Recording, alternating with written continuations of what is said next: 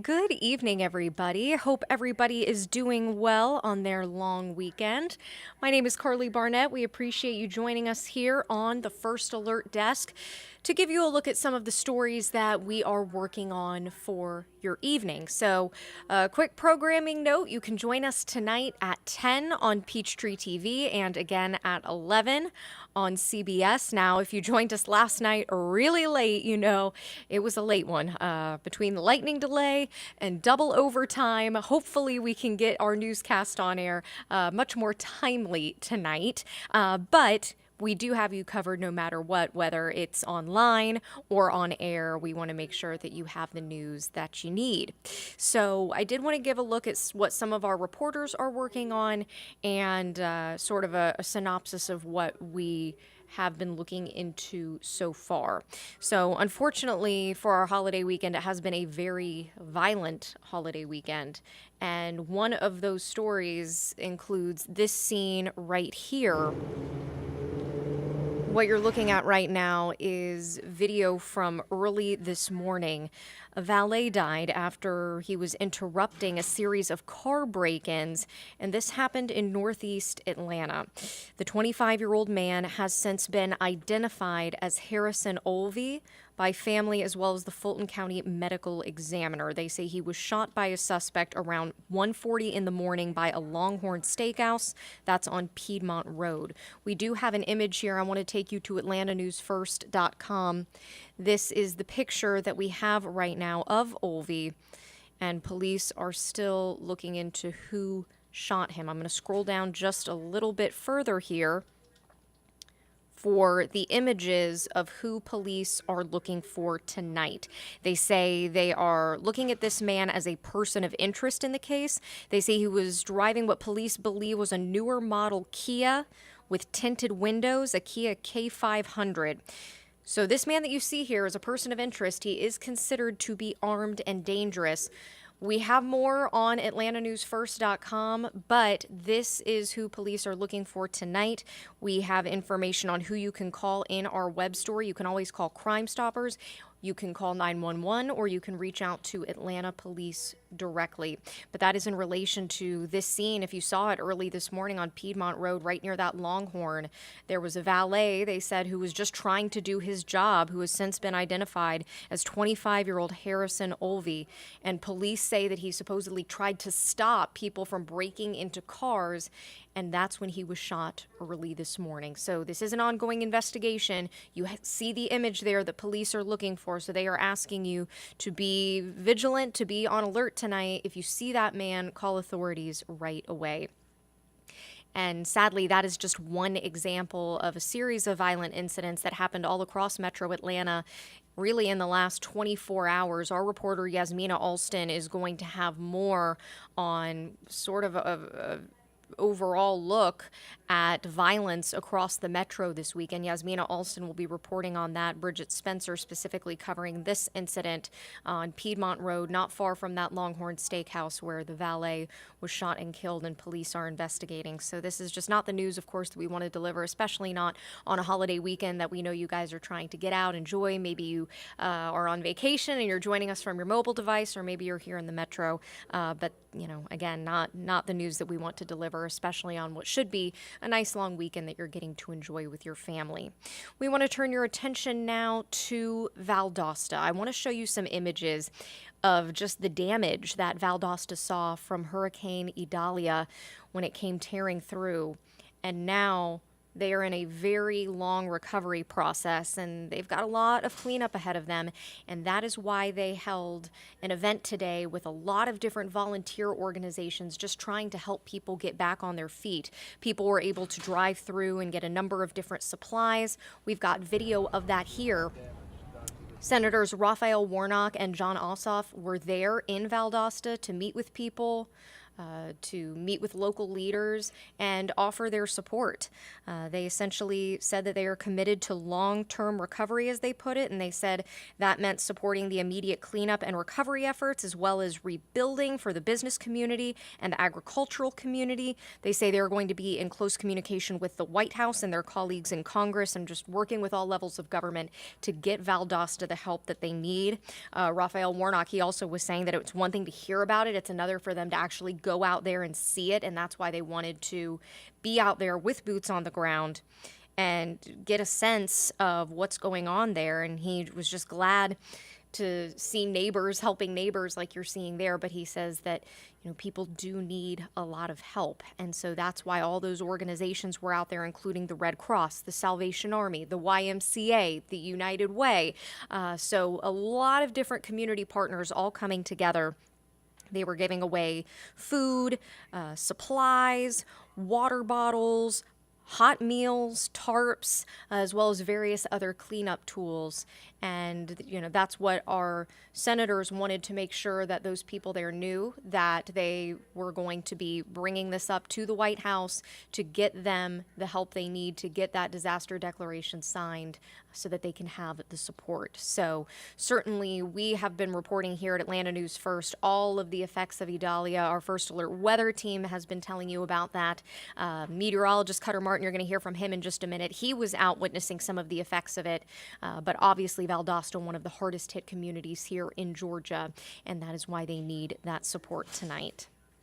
I want to turn your attention to a story that is really close to my heart. I'm really glad that I had the opportunity to cover this. The first time we did it, you may remember it was back at the end of June when I reported on City of South Fulton Police Corporal Kevin Turner, who is credited with saving a man's life. Some really unbelievable body camera footage of him pulling a man out of a burning wreck.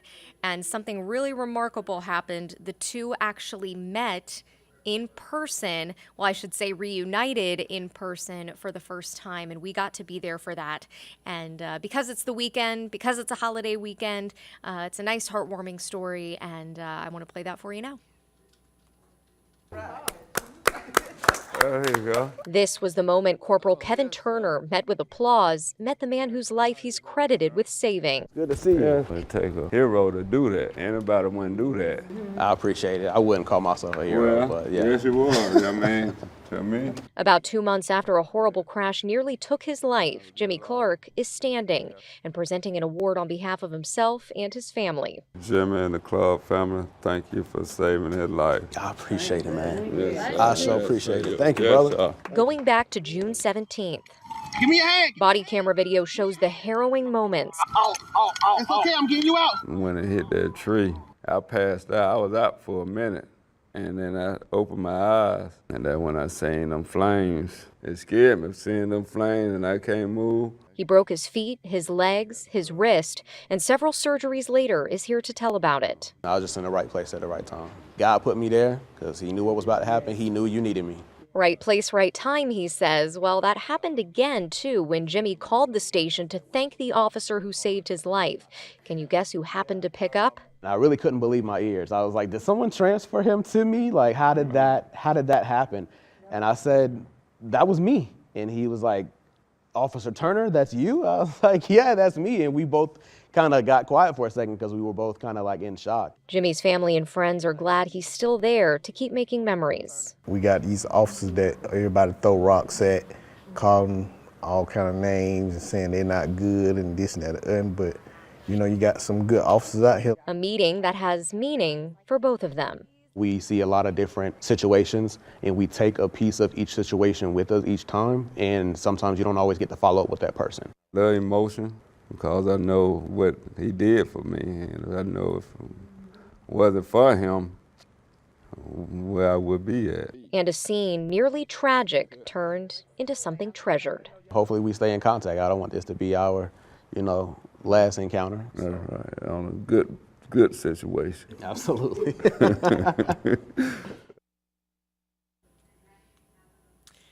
such a great story, and so glad that they were able to reunite. I think what's even more amazing is that phone call where he just happened to pick up. So a lot of coincidences there, a lot of right place, right time moments. I did want to point out, I just saw Asia Martinez is joining us tonight. Wesley Millsap is watching, and we've got Joe Joseph as well. Good evening to you. We appreciate you joining us.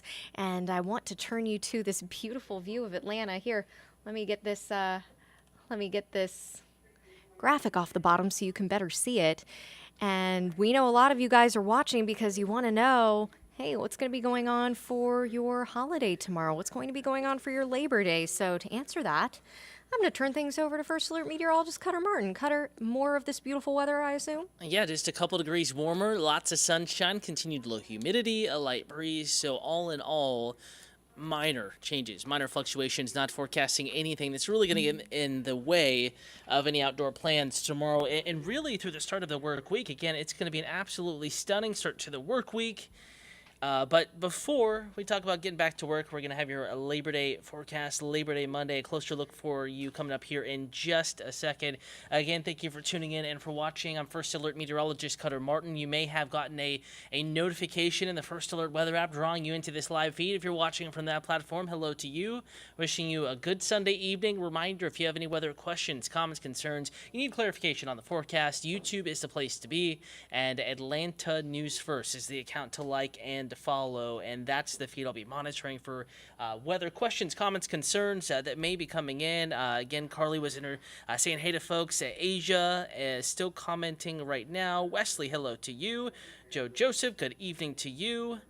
Up in Ackworth, Wesley Millsap, how cool was it this morning? I bet you were in the lower 60s, if not some upper 50s, at least in spots up in that neck of the woods. And with a mostly clear sky, again, we'll take you outside right now.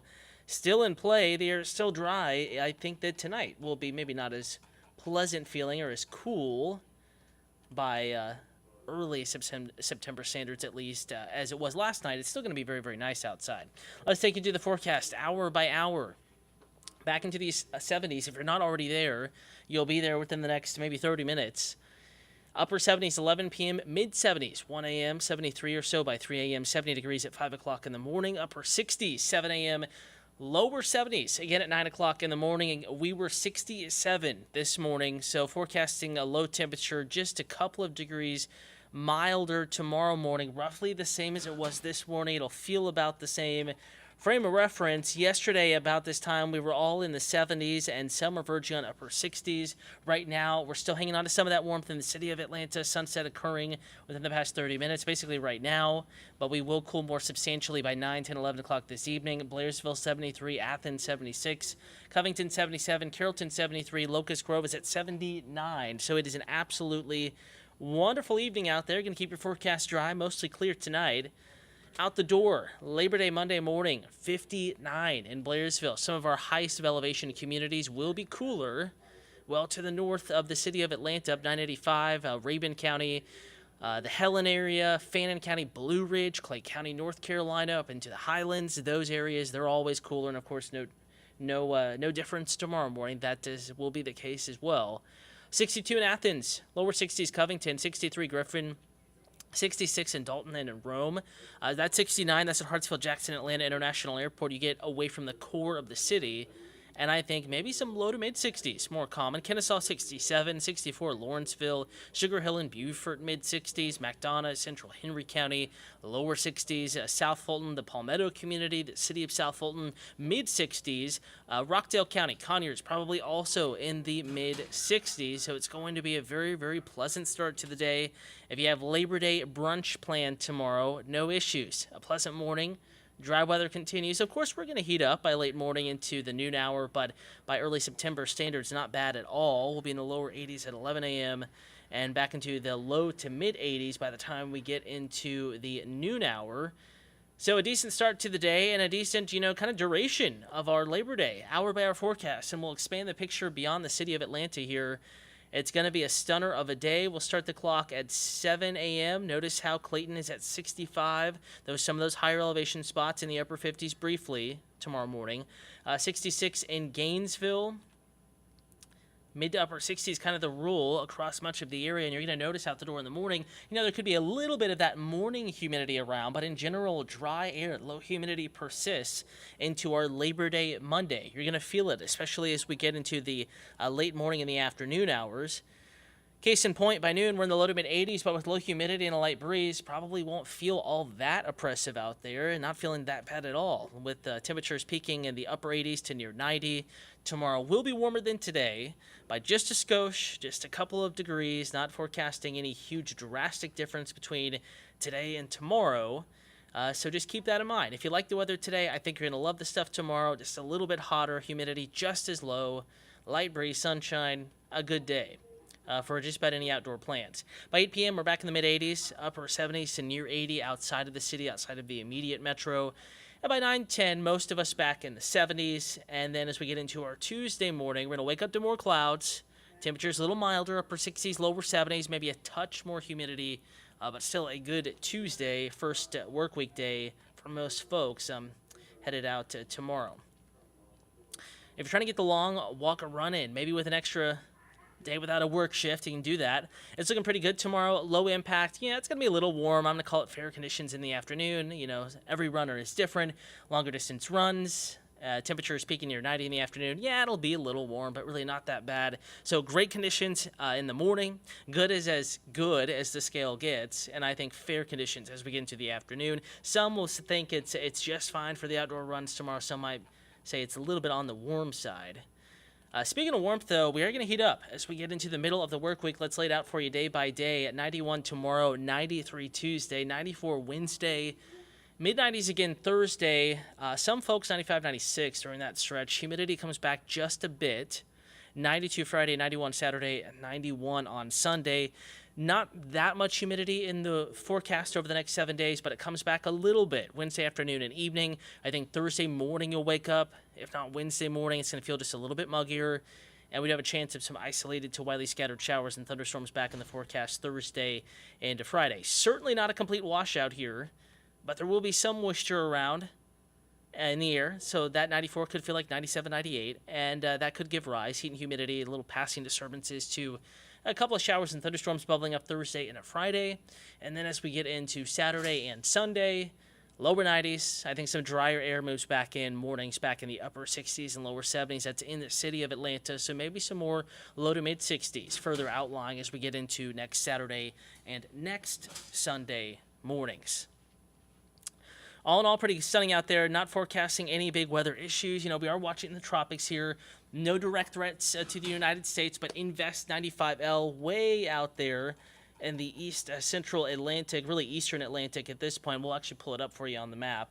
We're going to be watching that for some potential development here, but in general, it's many, many days out, and there is still a lot of uncertainty in that forecast over the next several days. So don't, if you see computer models, shared on social media, images of different solutions and what different computers think will happen, don't get too concerned as far as any specific impacts or anything like that, but just remain casually aware that it is still definitely in hurricane season, and we will still be needing to keep a casual eye on the tropics. I'm just updating that graphic here for you quickly, and I'll bring you a better vantage point of what we have going on out there exactly right now.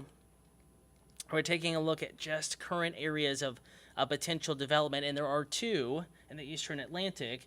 Notice in red that high risk of development. That's the one we're going to be watching more closely, especially if you have plans in the Lesser Antilles by the time we get into the middle and latter portions of the coming work week.